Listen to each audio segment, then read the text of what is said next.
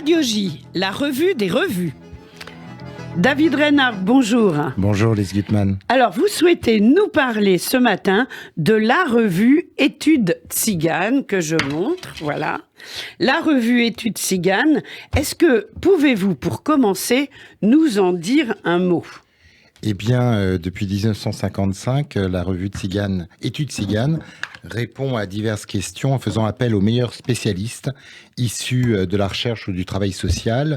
Des questions qui sont les Roms, les Manouches, les Sintis, les Gitans, les voyageurs. Pourquoi les désigne-t-on comme tziganes ou gens du voyage ? Sont-ils tous nomades ? Que signifie la sédentarisation pour eux ? En dehors de la France, dans quelle région du monde les rencontre-t-on ? Quelles y sont leurs conditions d'existence en termes de travail, d'habitat, de santé, d'éducation des enfants ? Sont-ils des citoyens à part entière des pays où ils vivent ? Et quel avenir peuvent-ils espérer ? Alors, quelle est la périodicité de la revue qui apparemment a aussi un CD ? Oui, c'est ça. En tout cas, dans le numéro dont je vais vous parler. Dans un premier temps, elle adopte plutôt la forme d'un modeste bulletin d'association, paraissant 3 à 4 fois par an. Elle s'étoffe très vite, notamment en faisant une place de plus en plus grande à la photographie. Et à partir de 1993, elle devient semestrielle et s'organise autour de numéros thématiques: Europe, identité, musique, femmes, mémoire, communication, école, nomadisme, voilà. Alors aujourd'hui, la revue propose une structure plus élaborée, David. Oui, avec autour d'un dossier central, des témoignages, un courrier des lecteurs, des rubriques permanentes apportant des informations diverses sur l'actualité des tziganes en Europe et dans le monde, leur musique, les publications scientifiques et la documentation audiovisuelle. Alors on peut dire de cette revue que dans son domaine de prédilection, elle fait autorité. Oui, la revue est reconnue, notamment sur le plan international, comme seule revue de référence en langue française sur l'actualité des tziganes en Europe et dans le monde. Études Tziganes, c'est le nom de la revue donc, se développe plus que jamais comme instrument indispensable d'information rigoureuse et de réflexion à destination des chercheurs, des acteurs sociaux et, si vous voulez, du public plus vaste, des citoyens. Alors, vous souhaitiez nous parler d'abord du numéro 56-57 de la revue sur les territoires d'extermination à l'est de l'Europe entre 41 et 44. Comment ce numéro a-t-il été élaboré, David ? Alors, l'élaboration de ce dossier, c'est le fruit d'une collaboration étroite de plus d'1 an entre Yachad in Unum, Dignité Rome et la revue Études Tziganes. Ces 3 entités ont uni leurs efforts pour monter ce numéro, solliciter le concours d'auteurs, des spécialistes de la situation vécue par les Roms au cours de la Seconde Guerre mondiale, plus particulièrement en Europe de l'Est.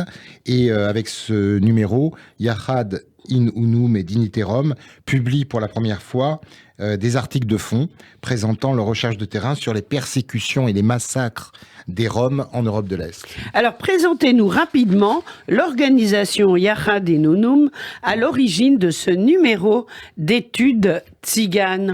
Yachad in Unum, qui signifie ensemble en hébreu et en latin, oui. C'est une organisation qui est basée à Paris, qui a été fondée en 2004 par le père Patrick Desbois, qui d'ailleurs introduit le numéro, et elle a pour mission de systématiquement fournir les preuves des exécutions massives des Juifs et des Roms tués par les unités nazies en Europe de l'Est durant la Shoah, et d'identifier les sites d'exécution des victimes. Alors, sur quoi travaille l'association Dignité Rome ? Dignité Rome travaille depuis 2011 à la documentation des persécutions des Roms pendant la Seconde Guerre mondiale. L'association s'emploie à recueillir des témoignages sur les massacres qui ont eu lieu sur les territoires de l'ex-Union soviétique et par les unités mobiles nazies, ainsi que sur les déportations vers la Transnistrie depuis la Roumanie et la Moldavie. Ce numéro est d'autant plus important que des pans entiers de cette tragique histoire doivent encore être documentés. Oui, exactement, Lise Gutmann. C'est en effet ce qu'écrit Alain Régnier, le directeur scientifique de la revue. Quelle est l'étendue des massacres, pays par pays, région par région, localité par localité ? Où ont-ils été commis? Par qui et comment ont-ils été perpétrés? Qu'a-t-on fait des corps des victimes? Quelles souffrances les Roms ont-ils endurées durant ces événements? Qu'en retiennent les survivants? Enfin, il y a beaucoup de questions qui se posent. Alors, pour répondre à ces questions, il y a notamment des témoignages. Exactement. À défaut de documents écrits ou photographiques précis, les réponses doivent être souvent cherchées en effet dans les témoignages oraux des rescapés et des témoins qui sont toujours en vie. Des sources écrites sont disponibles, mais elles ne couvrent pas tous les domaines de la présence tzigane, d'où l'importance de se donner les moyens d'enquête appropriés. D'autant que nombre d'écrits ont disparu.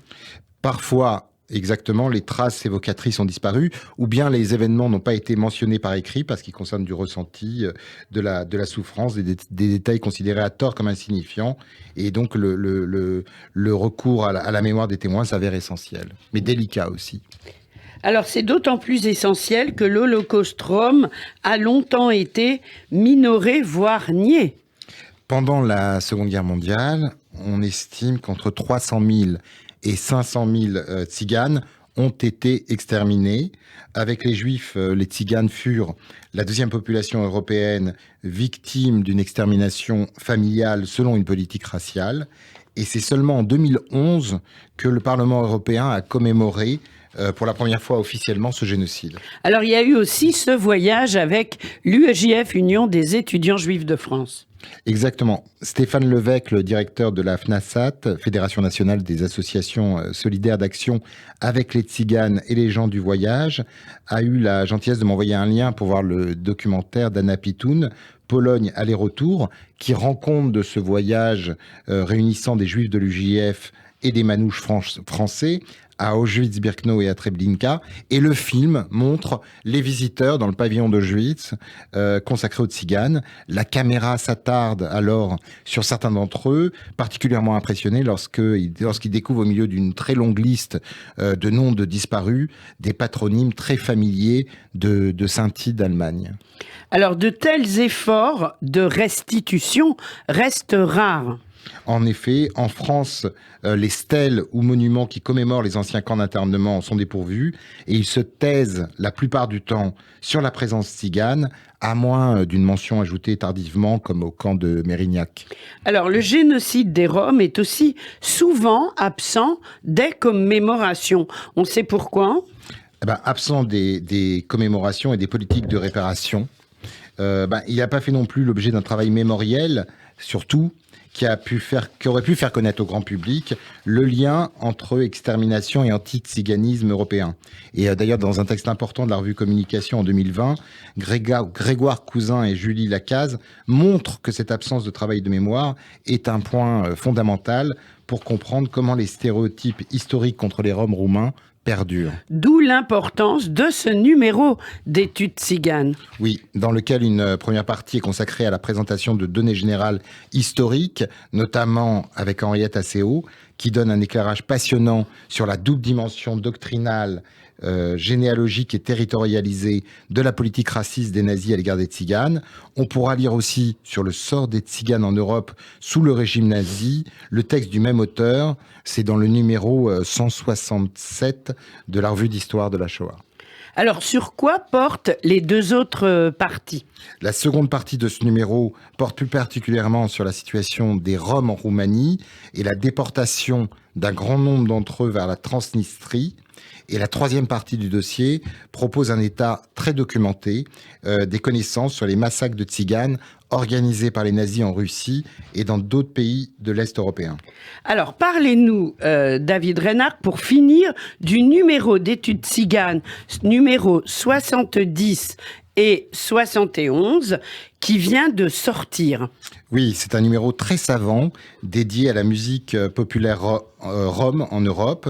C'est un numéro qui voit le jour à un moment où la célébration de la musique et de la culture rom tzigane en général occupe une place importante en Europe, alors que les sentiments xénophobes anti-roms gitans se développent rapidement, notamment dans le contexte de la pandémie de Covid-19, durant laquelle des voix populistes et racistes ont cherché à rendre la communauté rom, notamment, responsable de cette pandémie.